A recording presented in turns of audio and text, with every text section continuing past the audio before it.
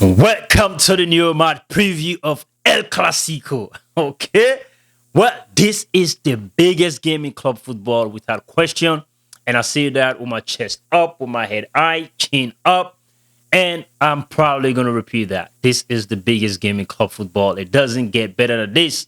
Talking about El Clásico, this is the clash of the Titans in Spain. You can refer to it as Godzilla versus King Kong. Okay. When these two clubs meet, the globe stops. It pauses. It's breathing. And then at the final whistle, only at the final whistle, then we can all exhale. This is the type of game. From every screen, from every corner, billions will be watching this game. And who knows, perhaps some few aliens will tune in too. This is a game that has blessed us with the very best players the world have ever seen. Okay, from Estadio Santiago Bernabeu to the Camp Nou, we have seen a lot of stars played in this El Clásico. All right, we have seen a lot of talent from Santiago Bernabeu to Don Alfredo Di Stefano to Cristiano Ronaldo and the BBC and all of those guys, now to Mbappe and Vinicius Jr. and even Franco Mastantuano. All right, from Barcelona, we have seen guys like Juan Gapat. We have seen those guys like Johan Cruyff, of course, Lionel Messi, Ronaldinho, Deco, and all these guys, Xavi, the Busquets, the Iniesta. This is full of great players. Between them, there are GOATs, there are Ballon d'Ors, all right? You can say, Lionel Messi, Cristiano Ronaldo, and all of these guys. Zinedine Zidane, Nazario, and it's a long list. Luis Figo, Raul Gonzalez, Dani Alves, Roberto Carlos. We can go on and on and on. Sergio Ramos, Fernando Redondo, and all these guys. All right, Ronald Koeman, Patrick Kluivert. There are so many. There are so many. So we're not going to waste time on that. But anyways, we have witnessed 261 games between these two teams. Real Madrid have won 105 to Barcelona's 104, with only 52 draws between them. And currently, as it stands, Real Madrid leads Barcelona by 2 points. So everything is at stake. Statistical history is at stake. And also, who is going to lead the table with a win is at stake. If Real Madrid win, they go up by 5 points ahead of Barcelona. If Barcelona win, then it's a 1 point ahead of Real Madrid. But it's a long race. However, because of bragging rights, this game still carries a lot of weight, a lot of importance. Not just what could happen on the pitch of play, but outside of it, there are a lot that could be said as well. And Lamine Yamal had said a lot.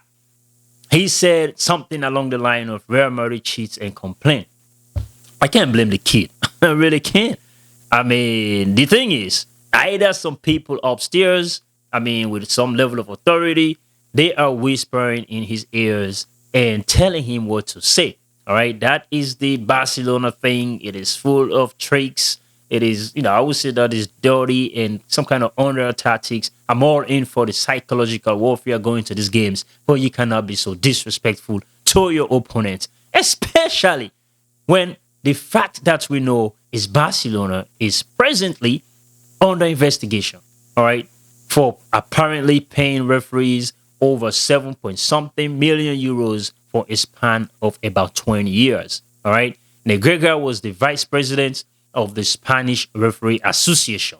So Negreira, and his company collected money from Barcelona while he was the vice president of the Spanish referees. That does not smell good at all. So if you're Lamine Yamal or if you are affiliate, if you're a Barcelona affiliate, then that is something you should not say. You should not go down that route at all. But anyways, Xavi in his pre-match interview, he did not comment. And that is the class. That is the difference between Real Madrid and Barcelona. Okay, there is that level of class.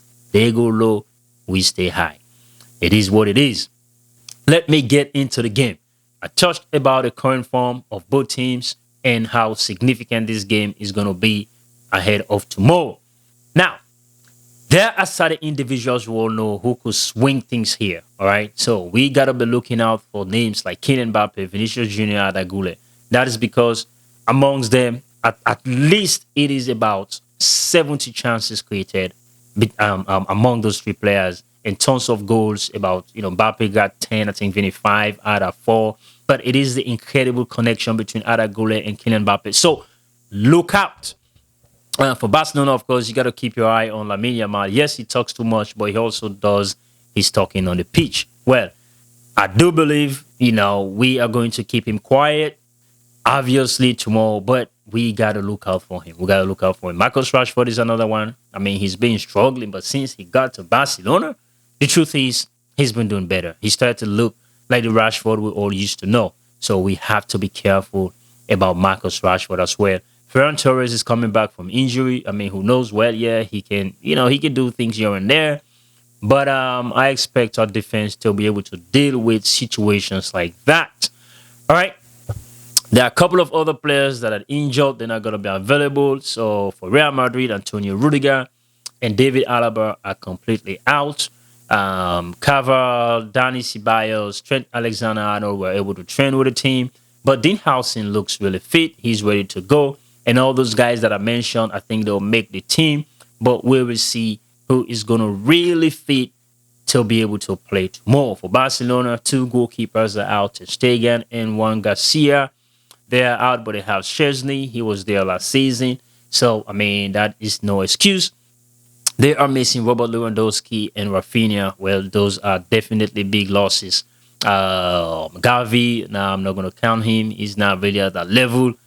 Daniel Mo, maybe he'll recover, but Frankie de Jong and Christensen, they will be available. Jules Koundé as well will be available. So let's go to the predicted 11 for both teams. For Real Madrid, of course, Thibaut Courtois will be in goal. Federico Valverde at right back. Alvaro Carreras at left back.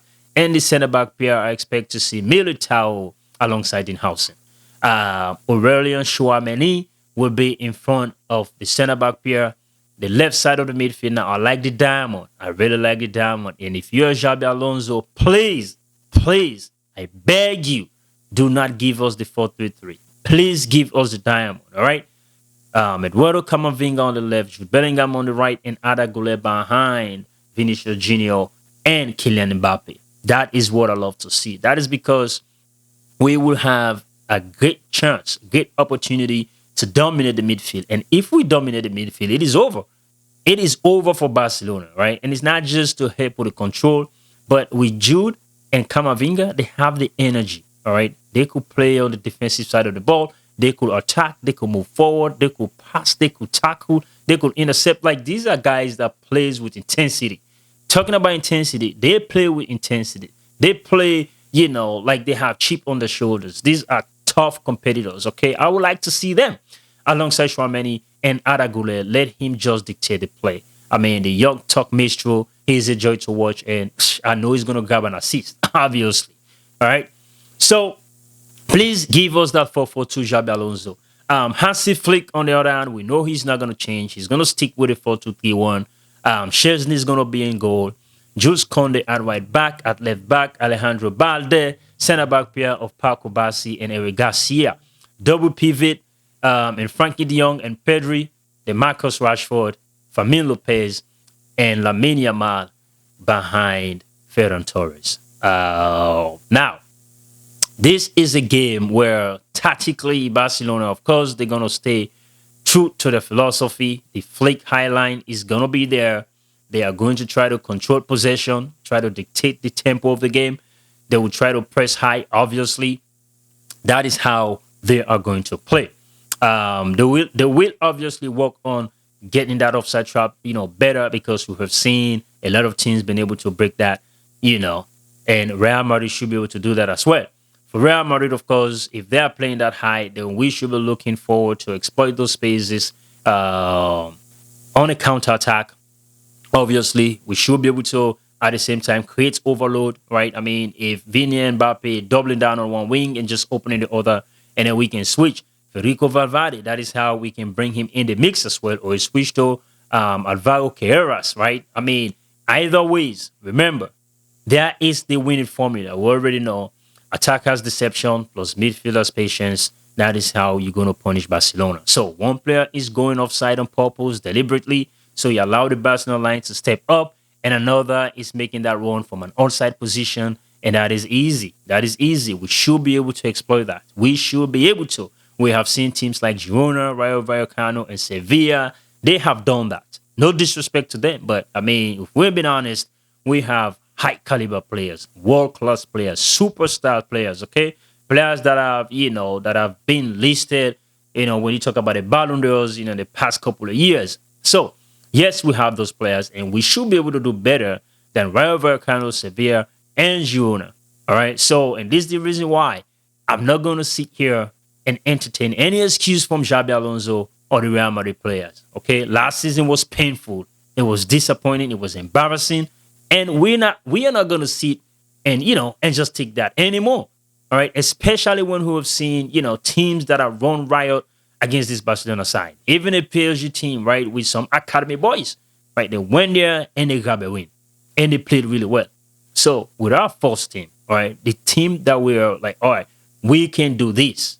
I mean, then they have to do it. They have to go and show, okay? So they got to show up and they got to show out. All right? For the combined 11, which is interesting, Thibaut Courtois is going to be in goal. Just Conde, I'll take him out right back. I'll take Carreras at left back, yes. And I'll take a pair of Militao and Dinhausen at center back. I'll take the pivot of Frankie de Jong and Pedro. But I will take Vinicius Jr., Ada Goulet behind Kylian Mbappe, and Lamine Yamal on the right. That will be my combined 11. Let me get to the prediction. I feel so confident. I feel really good. I have nothing in me, right? I have watched a lot of El Clásicos. Like, I guarantee you, tons of them. All right. But there's one thing I can say. This is the El Clásico I'm going into with every confidence. There is no doubt, no question, no adrenaline. Nothing is happening at all. This should be a straight win. A straight win. And that is why I'm saying, if we don't win, I don't want to hear no excuses. I mean, Xabi Alonso, please do not complain. If you're a Real Madrid player, do not complain. Because just from a mental standpoint, you could take a 5 straight defeat. Can you guys really take that? Oh man, come on. Even my son, the team, right? We don't let that happen. So if you guys have been paid and be paid, I mean, handsomely like you guys have been paid, come on, you got to fight. You got to defend that badge. Where is the mentality? So I'm not even worried about, I'm not expecting a draw. I am even not expecting a draw. All right? I am not. So this should be an easy win for Real Madrid. I mean, 2-goal margin. It could be 3-1. It could be 4-2. It could be 5-2. All right? That is how confident I am. Okay? So we will see. We'll find out. But until then, stay blessed and peace out.